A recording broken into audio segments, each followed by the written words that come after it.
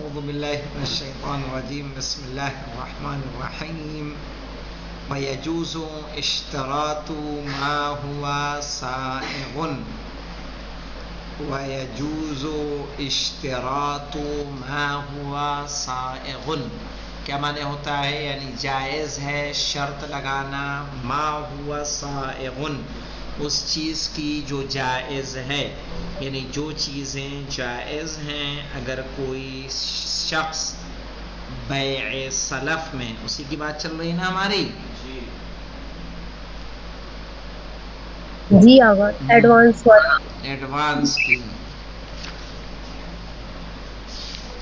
تو اس میں اگر کوئی شرط لگا دے تو اس میں وہ شرط کا لگانا اس کے لیے جائز ہے۔ جیسے کوئی خریدنے والا یہ شرط لگا دے کہ میں تم سے اس شرط پہ لوں گا کہ تم میرا ایک کپڑا سل کے دو، صحیح، اس طرح کی شرط، ولا یجوز، تو اس طرح کی شرط جائز ہوگی۔ ولا یجوز ان یشترط من زرع ارض بعینها، ہاں، اور جائز نہیں ہے، مولانا دیکھیے، ولا یجوز ان یشترط من زرع ارض بعینها، اور یہ شرط لگانا جائز نہیں ہے کہ مجھے پھل یا وہ سامان فلاں کھیت کا دو یا پھل فلاں پیڑ کا دو۔ اگر اس طرح کی شرط لگا دیں کہ ہمیں پھل چاہیے، تم سے آم لیں گے لیکن ہم وہ جو تمہارے باغ میں فلاں پیڑ ہے اس پیڑ کا چاہیے، تو یہ شرط صحیح نہیں ہے۔ یا ہمیں گیہوں تم سے ہم لیں گے لیکن اس شرط پہ کہ جو وہ زمین تمہاری اس جگہ پر ہے اس زمین کا گیہوں تم مجھے دو، کسی اور زمین کا گیہوں ہم نہیں لیں گے۔ تو ولا یجوز ان یشترط، جائز نہیں ہے کہ شرط لگائے من زرع ارض، کسی خاص زمین کی کھیتی کا، بعینہا، کہ عینے یعنی خاص اس کھیت کا ہمیں چاہیے، او غزل امرأۃ بعینہا۔ مولانا کہہ رہے ہیں دھاگا بنتا ہے، جانتے ہیں دھاگے کو جو بنایا جاتا ہے اس کا ایک پروسیس ہوتا ہے جس سے دھاگا بنتا ہے، ٹھیک ہے، مشین ہوتی ہے۔ تو کوئی اگر شرط لگائے کہ تم سے دھاگا میں تب لوں گا کہ جب فلاں عورت کا بنا ہوا مجھے چاہیے، فلاں عورت کا بنایا ہوا چاہیے، صحیح۔ یا پہلے گھروں میں ہمارے یہاں بیڑیاں بنتی تھی، بیڑی جانتے ہو نا، شاید سرسی میں بھی بنتی ہیں بیڑیاں، تو ہمارے یہاں اس کی کمپنی تھی، بیڑی کمپنی، مزمل بیڑی کمپنی، تو گھروں میں عورتیں بیڑیاں بنایا کرتی تھیں۔ تو کوئی شرط لگائے مثلا کہ میں تم سے سلف میں وہی بیڑی لوں گا فلانے گھر سے بن کے آئی ہے، تو بن کے آنے کے بعد سامان تو ایک جگہ جمع ہوتا ہے نا کہ الگ رکھا جاتا ہے سب کا، جب حساب ایک مرتبہ ہو جاتا ہے تو سب کو کیا کر دیا جاتا ہے؟ ایک جگہ کر دیا جاتا ہے۔ تو اس طرح کی شرط صحیح نہیں ہے، جائز نہیں ہے۔ او غزل امرأۃ، کہ فلاں عورت کا بنایا ہوا، بعینہا یعنی وہی چاہیے، او ثمرۃ نخلۃ، یا فلاں کھجور کا پھل، بعینہا ہمیں چاہیے، تو یہ تمام شرطیں وہاں پر صحیح نہیں ہیں۔ کہہ رہے ہیں ولا یجوز ان یشترط من زرع ارض بعینہا، جائز نہیں ہے کہ وہ شرط لگائے کہ فلاں کھیت کا ہمیں گیہوں چاہیے، اور غزل امرأۃ بعینہا، یا دھاگا وغیرہ خرید رہے ہیں، کپڑا خرید رہے ہیں کہ فلاں عورت کا بنا ہوا ہو، اور ثمرۃ نخل بعینہا، پھل وغیرہ لے رہے ہیں، کھجور لے رہے ہیں کہ تمہارے فلاں درخت کا ہی کھجور ہمیں چاہیے، تو یہ شرط صحیح نہیں ہے۔ وَأُجْرَةُ الْكَيَّالِ وَوَزَّانِ الْمَتَاعِ وَبَائِعِ الْأَمْتِعَةِ عَلَى الْبَائِعِ۔ مولانا وَأُجْرَةُ الْكَيَّالِ، کیال جانتے ہیں جو ناپ تول کرتا ہے، کچھ لوگ ایسے ہیں یعنی اس کا کوئی اور کام نہیں ہے، وہ خالی سارے اوزار ناپنے کے لے کے بیٹھا ہے کہ صرف سامان کو کیا کرتا ہے، ناپ کے دیتا ہے، اور ناپنے کا کچھ پیسہ لیتا ہے، اس کا کچھ اپنے پاس سے نہیں جا رہا ہے، اس کے پاس سب سامان ہے، ناپنے کا وہ پیسہ لیتا ہے۔ وَوَزَّانِ الْمَتَاعِ، ایسے لوگ جو سامانوں کو تولتے ہیں۔ آج ہر دکان پہ آپ کو باٹ مل جاتا ہے، بٹکھرا مل جاتا ہے۔ پہلے کیا ہوتا تھا، منڈی میں ایک جگہ ہوتی تھی، جہاں جائیے اور جا کے وزن، سامان کسی اور کا ہے، بیچنے والا کوئی اور ہے، لینے والا کوئی اور ہے، بس سامان اس کے پاس آ کے کیا ہو رہا ہے، تل رہا ہے۔ کیسے آج کل ٹرکوں کو تولا جاتا ہے جانتے ہیں؟ کانٹا جانتے ہیں کہ نہیں، دھرم کانٹا، پورا پورا ٹرک جا کے چڑھ جاتا ہے، اس کے اوپر اس کا وزن ہو جاتا ہے۔ یہاں کانودر میں بھی ہے یہ جو گاڑیاں لوڈ ہوتی ہیں، ان کا وزن کہاں ہوتا ہے، ایسے ہی ہوتا ہے، کانٹے پر ہوتا ہے۔ دھرم کانٹا ہوتا ہے، اس کو بولتے ہیں کانٹا، پوری گاڑی اس پہ چڑھتی ہے۔ میں نے دیکھا ہے باقاعدہ، تو ان کا کچھ پیسہ ہوتا ہے اس کا۔ تو اس طرح سے منڈیوں میں لوگ ہوتے تھے، بھائی سب کے پاس 20 کلو کا، 50 کلو کا اور 10 کلو کا، 5 کلو کا باٹ نہیں ہے۔ پتا چلا کہ غلام علی خالی جو ہے دھنیا مرچی بیچتے ہیں، تو انہوں نے کیا کر رکھا ہے، 100 gram, 150 gram, 50 gram, 250 gram, 500 gram لے رکھا ہے، چونکہ اس سے ماپ کا کوئی زیادہ کوئی لے نہیں جاتا ہے۔ اب ان کو تولوانا ہوا زیادہ تو کیا کریں گے، اب ایسی دکان پہ جائیں گے جو اس کا کام ہی یہی ہے۔ اسی طرح سے دیکھیں، وَبَائِعُ الْأَمْتِعَةِ، سامانوں کو بیچنے والا جو دلال ہوتا ہے۔ مارکیٹ میں، منڈیوں میں کون ہوتے ہیں، دلال۔ آپ اپنا سامان نہیں بیچ سکتے، آپ کو اگر اپنا سامان بیچنا ہے، کسی دلال کو پکڑیے اور اس سے کہیے کہ یہ بکوا دو، تو وہ بکواتا ہے اور اس کا ایک کمیشن ہوتا ہے، وہ کمیشن وہ لیتا ہے۔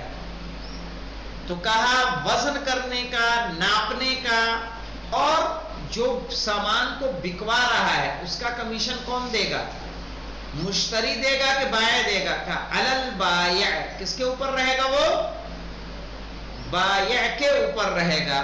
وَأُجْرَةُ النَّاقِدِ، ہاں مولانا، اجرت الناقد، ناقد اس کو کہیں گے کہ جو پیسے چینج کرتا ہے۔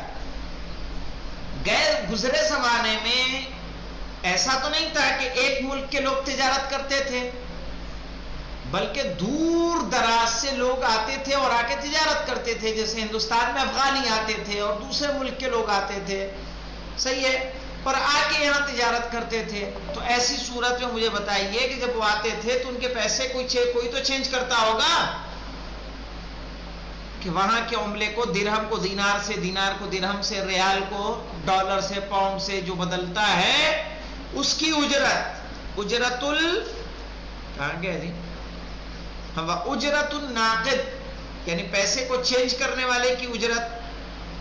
ووزان الثمن، یا اگر چینج نہیں ہے، جیسے جب درہم و دینار چلتے تھے تو درہم و دینار کو کیا کیا جاتا تھا، ان کا وزن کرنے والے ہوتے تھے۔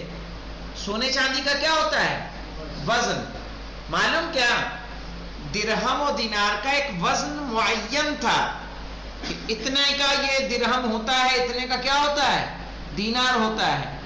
تو اس میں جو کھوٹا سکہ ہوتا تھا کیا ہوتا تھا، جس کا وزن کیا ہو، کم ہو، تو اس کو باقاعدہ وزان ہوتے تھے جو سرٹیفکیٹ آپ کو ایشو کر رہے ہیں مثلا کہ یہ ہاں واقعی یہ 20 درہم ہے اور 20 درہم کا وزن اتنا ہے، اور سارے کے سارے کیا ہیں، صحیح ہیں۔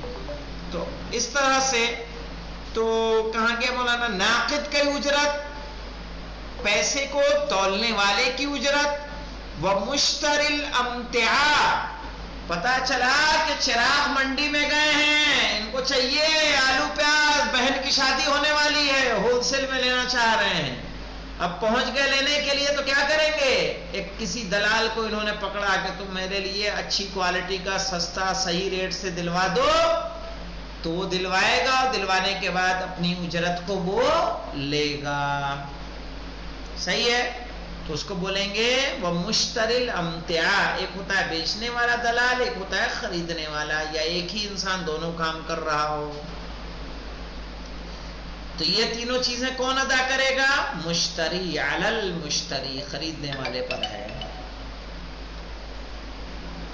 وَلَوْ تَبَرَّعَ الْوَاسِطَةَ فَلَا أُجْرَةَ.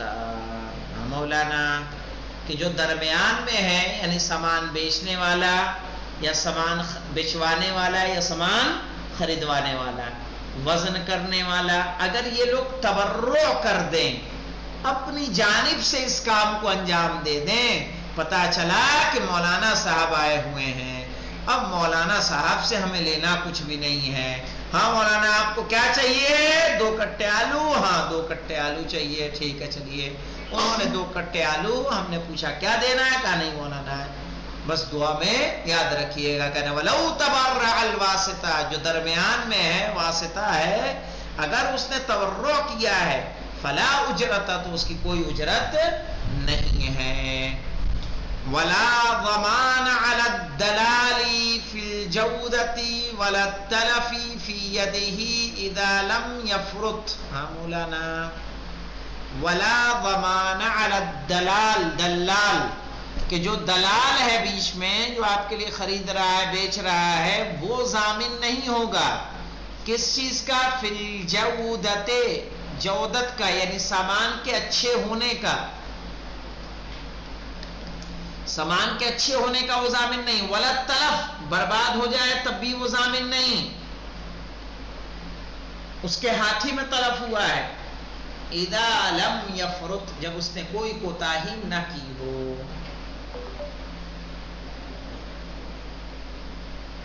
جب اس نے کوئی کوتاہی نہ کی ہو.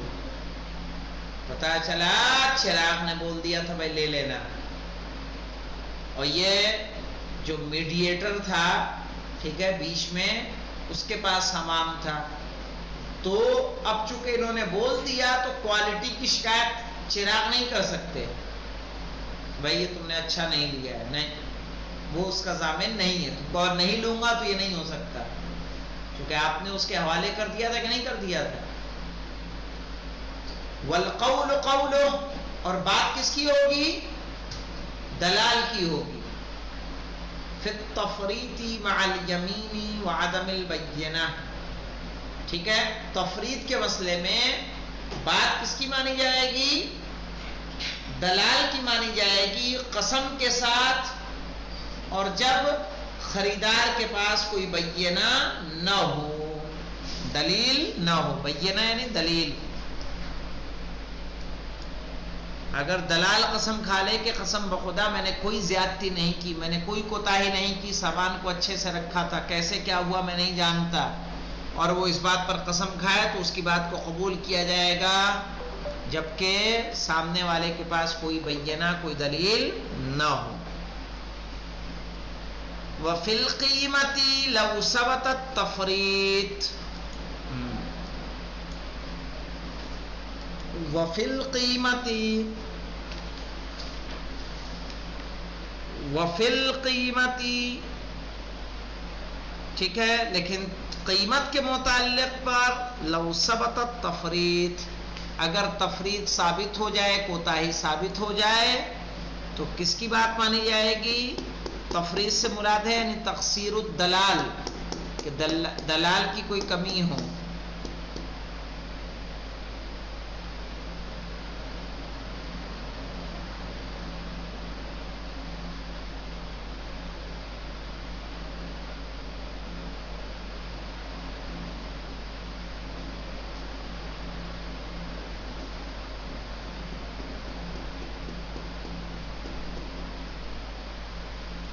یعنی کیا مطلب ہے؟ وَفِي الْقِيمَةِ لَوْ ثَبَتَ التَّفْرِيط. ٹھیک ہے، اگر تفریط ثابت ہوتی ہے تو قیمت میں یہ بات کس کی مانی جائے گی؟ دلال کی مانی جائے گی. مثلا وہ کہے کہ اس کی قیمت 1 تھی، دلال کہے کہ قیمت آدھی تھی، یعنی نصف دینار تھی، تو اس کی بات کو ہی قبول کیا جائے گا. والحمدللہ رب العالمین. اب اس کے بعد 13ویں فصل اور آخری فصل اس بحث کی پھر شفاعہ جو انشاءاللہ کل شروع ہوگی. والحمدللہ رب العالمین.